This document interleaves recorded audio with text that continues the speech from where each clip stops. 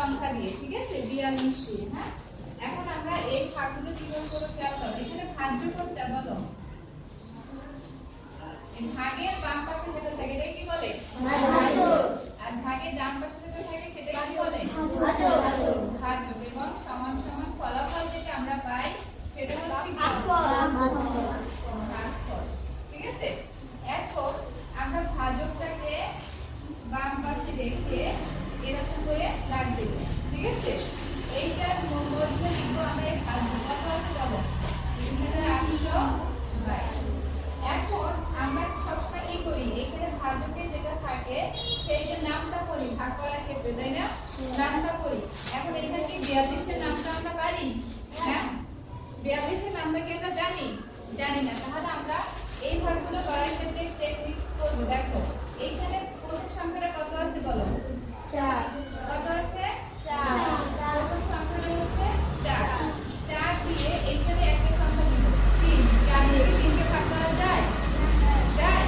যায় না। তাহলে আমরা কি করব? দুইটা সংখ্যা ধরব। কত হয়? 38। 4 38 এর মধ্যে কয়বার নামতে পারা যায় বলো? না, 4 এর নামতে করো।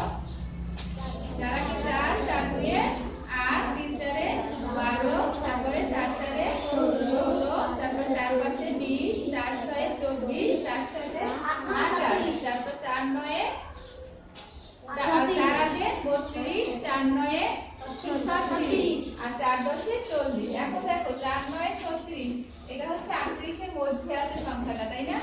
কিন্তু যখন 4 দশে 40 করব আমরা তখন কি 38 এর ওভার হয়ে যাচ্ছে না? 38 এর পরে হয়ে যাচ্ছে না? 38 এর বড় হলে কি আমরা সেটা দিতে পারবো না? তাহলে এখানে কি করব বলো? কত পর্যন্ত নিব নামটা? 9 পর্যন্ত। কত পর্যন্ত? 9। তাহলে 42 এর সাথে পুরো সংখ্যাটা কত? 42। 42 এর সাথে আমরা কত গুণ করব? 9 গুণ করব। দেখো 9 গুণ করলে কত হয়? 9 দুগুণে 18, 8 হাতে কত আছে? 1। 4 9 কত? 36 আর 7 যোগ করলে কত হয়? 40। তাহলে এখানে টোটাল তিনটা সংখ্যা আমরা কত? তিনটা অঙ্কে আমরা সংখ্যাটা পাইছি কত? 378। আর এইখানে যদি তিনটা অঙ্ক নেই তাহলে সংখ্যাটা হয় কত? 382। 382 থেকে 378 ছোট না? তাহলে আমরা কতবার নিয়ে নিব বলো? 9 বার নিয়ে আমরা 378 পাইছি। তাহলে ভাগফলে কত লিখব বলো?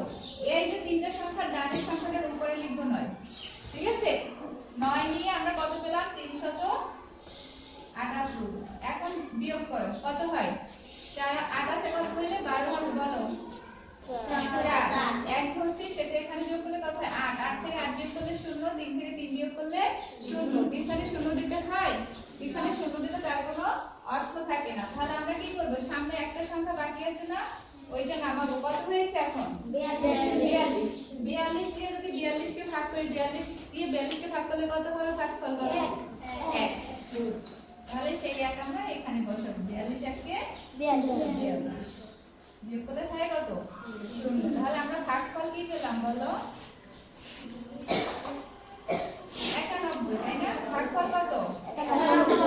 91। এই যে ভাগফল এখানে লিখে দিলাম। বুঝছো?